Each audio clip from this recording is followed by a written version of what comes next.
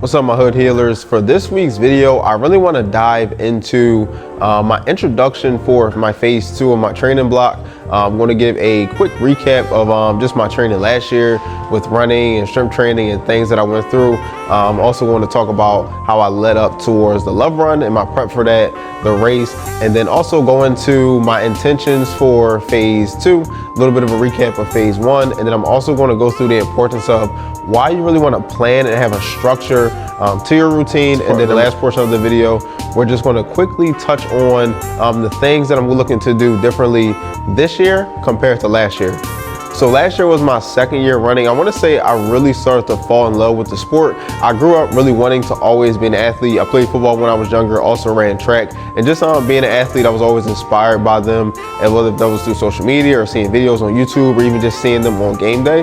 So now that I'm running, I feel like I can really, have something bigger to train for, something that I can, take with my strength training, program it in a way that it gives me a way to prepare and prep. And it's just overall a lot of fun, very fulfilling and internally rewarding for me.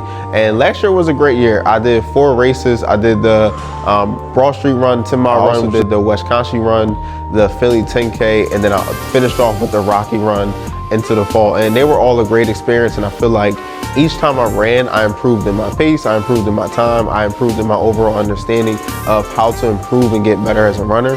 And very meaningful experience. I feel like it really took off for me when I placed 3rd in the Wisconsin Run, and it was like, wow, I had never got any type of reward or payment for an athletic feat. And to be able to hit that 3rd place marker, really had to push for it. And also showed me that my training and what I put into it can really pay off in the long run. So that was, and even though there were a lot of highs in last year's training journey, there were also some lows, also some challenging points as I dealt with a lot of severe plantar fasciitis in my feet. I also went through some ankle tendinitis, and they really impacted me. Some days it was tough to show up and train. Some days it was tough to walk, whether that was through coaching or even just getting throughout the city or working. And then it also made it just very uncomfortable just all around. Sometimes I would wake up in the middle of the night, my feet were aching, having to kind of limp as I first got up out of the bed, and then throughout the day I would feel a little bit better. However, definitely a rough process. I don't wish plantar fasciitis on anyone, especially a parent that with ankle tendinitis can make it 10 times worse. However, this was something that I more so trained through last year, as I knew I had some races. I didn't really want to stop. I was also in a different mindset and headspace last year, as opposed to like training and not really just accepting taking time for rest, which I'll get to in a minute as I recap kind of like my training up to the love run. However, it was tough to go through all around. However, it really showed me that, if I'm doing this, like the amount of paces and the speed that I was reaching, if I was, reaching those times with injuries, just where would I get to if I really allowed myself to rest and take time to repair and recharge going into it. So that was my intention. After the Rocky Run, I wanted to take some time to reset. I took about 3 weeks off of running before getting into my first phase to prepare for the love run, which was in March of 2026, just recently passed a couple months ago. And as I started my training for that run, I definitely had to start off slow, start off progressionally.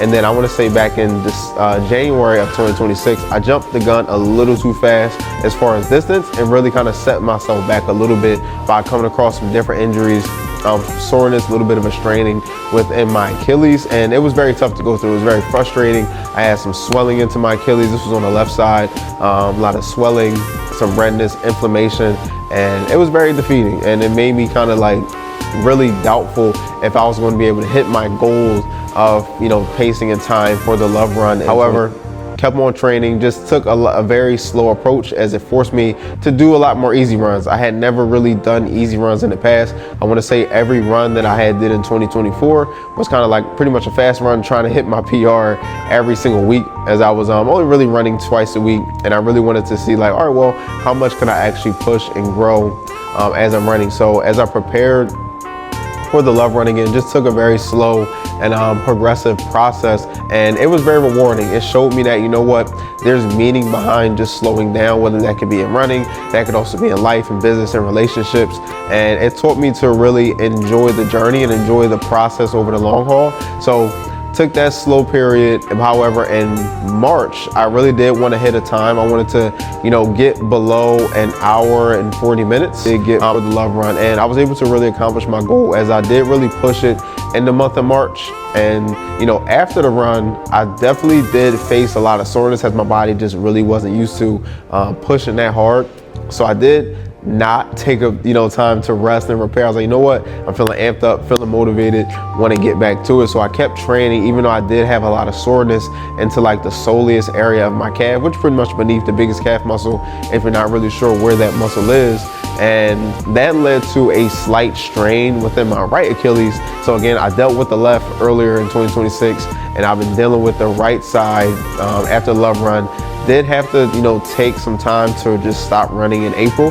I took about a week off of running, and then I did the bike a little bit too. However, I was able to just focus on some strength training, some slow resistance training in the area, and really helped to build a little bit more stability. It just gave us some time to heal. I feel like currently I'm at about 80 to 90, maybe 85 to 95% back, but I'm feeling a lot better, feeling ready to get into phase 2, which is pretty much what this video is about. However, really real quick to just reassess phase 1. Phase 1 taught me a lot. I just took some time to like really get stronger.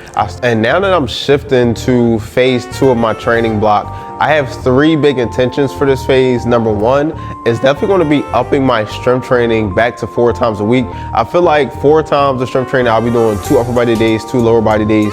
That setup just gives me the best ability to, 1, maintain and build muscle. As I feel like 3 days was great. I was doing that more so into my last 4-month program with the preparing for the Love Run, and then also my phase 1 of this current training block that I'm doing, which is 3 days of strength training, full body, a upper body day, a full body day, and a lower body day. Now I'm transitioning again to an upper body day, 2 upper body days, 2 lower body days, and I'll also be running 3 days out the week. Now my intention for my training is to, 1, build and maintain a little bit of muscle, as the running that took place during the winter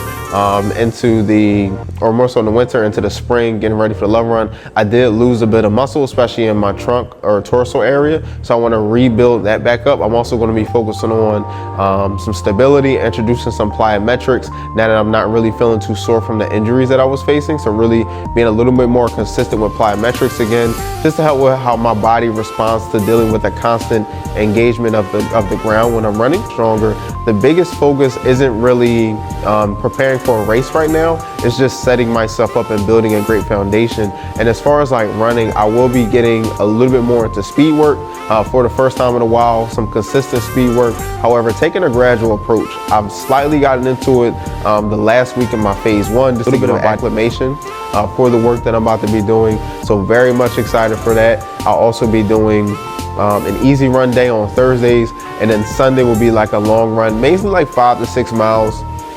Depending on how my body's feeling, I may increase that just a little bit. However, more so easy longer runs the first 2 weeks of the phase, and then the back end of the phase, I may go into like some progressive or maybe middle challenge sustained tempos, but nothing too extreme for the long run day.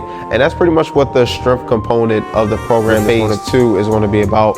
Number 2 intention is definitely going to be sleep. I want to say since last summer, I probably averaged about 5 to 6 hours of sleep, just mainly depending upon my schedule with working. I was working at Nike a lot of, part-time hours, however, it did pick up.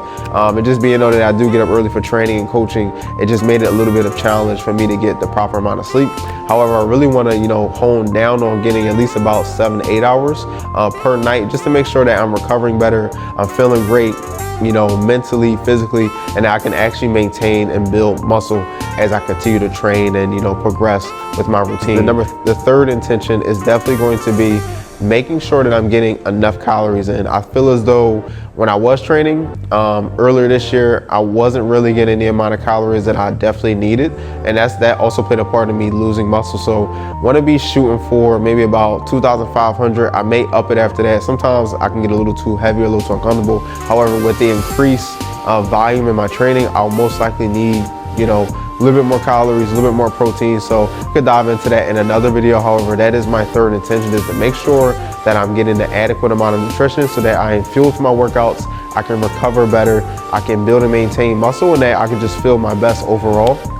Now, to take you a little bit behind the scenes of my training, I am utilizing the Built from Broken training program.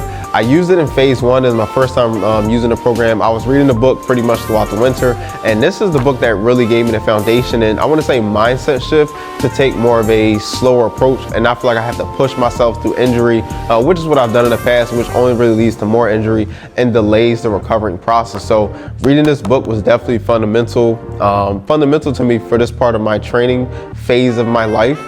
Really just giving me a different mindset shift, and again, just not feeling like I have to just push through injury and that it's okay to like slow down, take a break, and allow yourself time to recover. But if you're looking to really learn more about your body, you know, how you can train from a scientific perspective to get stronger, to recover from injuries, and also to prevent injuries, I highly recommend reading this book.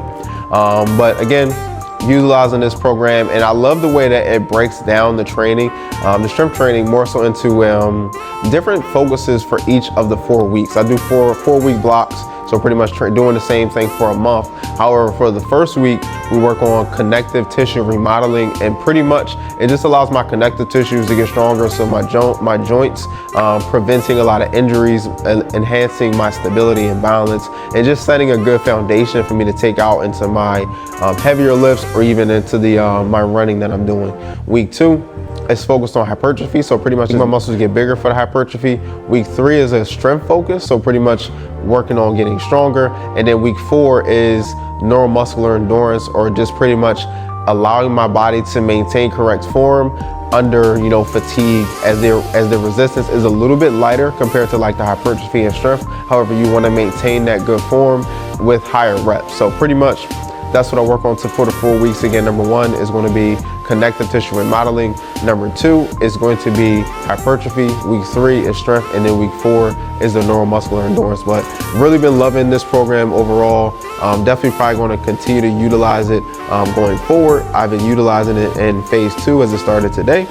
And to wrap up this week's video, I feel like the biggest growing point or mindset shift and approach that I'm taking this year into my running and training compared to last year is that it is okay for every run to not be a PR, and I can have more intention behind each run, behind each training session, and really just, you know, take a progressive approach to getting to where I want to get to. I got some big goals for running this year. I can talk about those in another video as well, just some different pace goals that I want to get to, time goals, and where I'm looking to get 4 different races. I have 2 set up for this year. I got the Philly 10K and also the Philly Half Marathon. 10Ks in August, Philly Half is in November, but I have some really good goals for those, and I'll also be really demonstrating my training and journey leading up to those races, and also race day and following race day. So a lot of good stuff to come on for the rest of the year. However, definitely not going to be taking every run as an opportunity to hit a PR, having more intention and, you know, strategy behind each training session, and really having a proper plan. However, I really want to hone in on for you yourself is to really make sure that you have a plan for your training, and you're not just going into each week or each session just, you know, willy-nilly it and not having no guidance, not having no structure.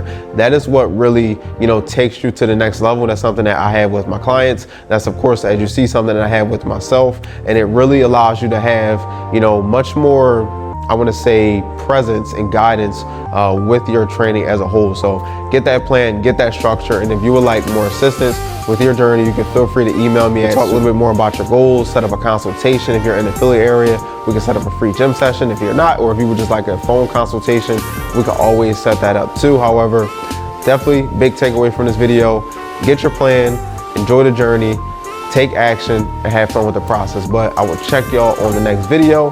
Peace and love.